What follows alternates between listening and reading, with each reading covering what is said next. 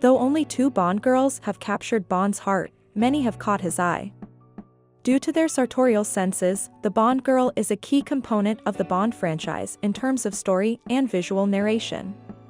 When many think of Bond, they think of the aesthetic, the imagery found through the eyes of 007, action, drinks, and the women.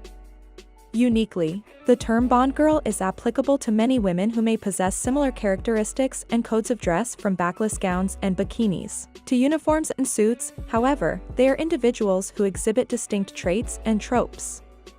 Depicted through a wide-spanning wardrobe since 1962. Standout cutting-edge style is infused into every scene, not only through the dapper, elegant, and sophisticated chic looks of Bond himself, but also the women who stand strong by his side on every level. Whether it be through down-to-earth opulence of an ally, iridescent darkness of a foe, or a charming light-hearted look of a friend.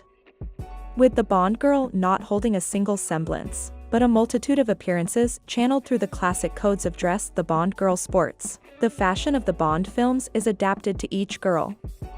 The women and their looks play a significant role in the story within their own way, featuring ensembles to be noted, whether it be functional to the story, depicting character tropes and development, or pure appeal to add to the allure of the Bond aesthetic. The Bond girls have left their captivating mark on the big screen alongside 007 when it comes to their fashion and beauty, which begs the question, what distinguishes a Bond girl? Actress Olga Kurylenko of Quantum of Solace states, "A Bond girl must be a strong and independent woman, but at the same time charming and sensual. Those opposite qualities combined together make her interesting. She must be strong but at the same time feminine." The Bond girl wear exquisite garments that embody their time and live on within pop culture imagery, with ensembles ranging from glamorous gowns and bodysuits to suits of their own or swimsuits. Fashion embodies the Bond girl. The foundation of the style is rooted in beauty, with emphasis on natural, well-defined beauty. Though most are traditional feminine with minimal jewelry, accessories, and physically embracive silhouettes, there is a slight masculine essence present in every Bond girl to carrying degrees based on personality. This is depicted through traditionally masculine pieces such as suits, vests, heave leather belts, and square-toed flat shoes. Such as the looks of Pussy Galore, a leader of the all-female team of pilots whose fashion mirrors her bold, brash, self-assured nature through penchant of sharp suits and demure signatures mirroring Bond himself. The introduction of the Bond girls are some of the most iconic in cinema history, hence the ensemble or lack thereof is crucial to defining their place in the Bond world. The first appearance is either made in an evening gown, underwear, or a bikini. Hair often falls to the shoulders or is tied up to display the face. Makeup is left to an effortless natural or a sultry glam. Though the low-cut, backless evening gown is the template, the execution of this look varies depending on the girl's Bond, location, time period, and personality.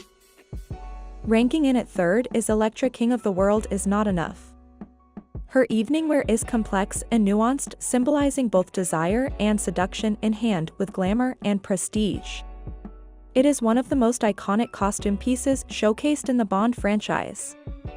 The dress aids in both propelling the story as well as visual narration, as it shows what cannot be openly said, drawing the eye in and blurring the line of intention similar to the construction and embellishments of the gown. Ranking in at second is Anya, also known as Agent XXX of The Spy Who Loved Me 1997, whose gown is a floor-length formal evening gown, featured the classic low-cut v-neck with spaghetti straps embellished, with sparkling crystal detailing drawing the eye into the face through leading lines running down the crisscross at the open back. Finished off with a column skirt with 2 dare slits. The crisscross and dual themes of her gowns mirror her nature. Ranking in at first for gowns is Vesper Lynd of Casino Royale, a proper and intelligent woman with looks to match. Her gowns aid in carrying storylines to complement her looks and embody the Bond girl evening wear codes of dress, as to be expected as Bond gives her the gown himself. Just as she breaks orders of standing behind him to simply be eye candy and distract the players.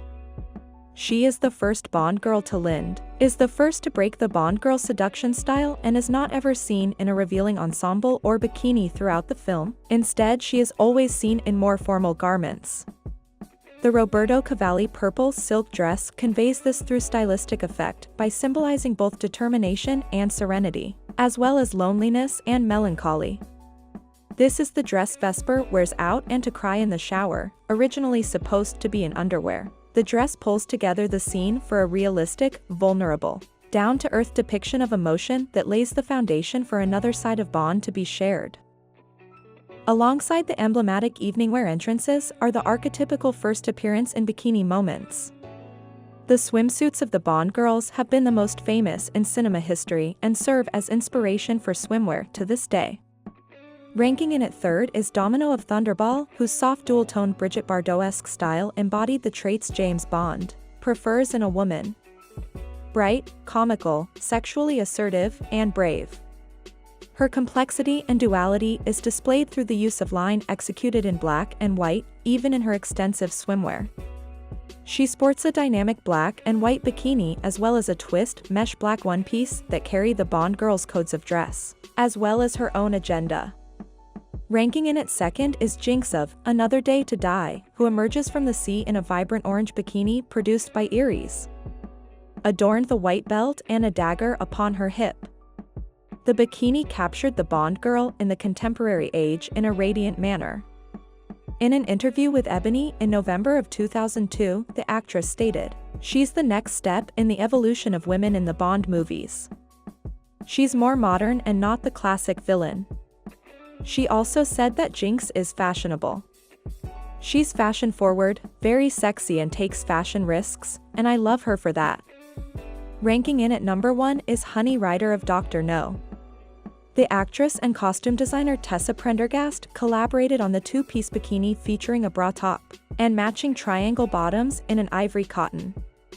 A belt is adjusted to the hip featuring a sheath holding a dagger. The subtle detail would define the femme fatale concept of the Bond woman and aid in creating one of the most memorable swimsuit scenes in history. Groundbreaking for the time, as the bikini was still considered to be a scandalous piece in the 1950s, and the first was just shown at Paris Fashion Week in 1946. The scene of the 1962 film premiered at the Song of the Sexual Revolution to come in the 1960s, making women's fashion history and having an impact felt to this day in cinema as well as style for women. Though this template is the one used throughout time, there are Bond girls who stray away from the classic Bond girl look as they are not to be boxed in. Instead, they contribute and define their storylines. Without them, Bond's life wouldn't be the same. These are the top 3 Bond girls with the best unique personal style. Ranking in at third is Cara of the Living Daylights, who sports a minimal, chic style to complement her talents, embodying her naive yet matured nature as a young girl of great ambition with adaptive abilities. Chic is a fashion term that means the stylish or clever. It is to be always polished, refined, and sleek, yet laid back, comfortable, and carefree. Her wardrobe consists of turtleneck trousers, coats, robes, and gowns that allow her to move freely. She begins as a timid girl and by the end of the film is as fearless as can be. Her clothing acts as an extension of her spirit as well as her body. As a musician, she adapts her look to her pursuits. Her lightness of spirit is exhibited through the hues of choice, especially in relation to the world. Ranking in at second is the one who defied the stereotype of the Bond girl in all ways in her time with trends, Tracy of On Her Majesty's Secret Service. Her looks were era-defined for 1969, yet glamorous and timeless. The costume design was pulled off runway fashion Paris fashion shoes with assistance from the actress, giving Tracy a chic look derived from high fashion designers, such as the highly regarded Emilio Pucci of her time. She breaks the Bond girl mold early on, having a wide range of style from a matching fur coat and cap to modest, yet scandalous wedding ensemble with hints of masculinity.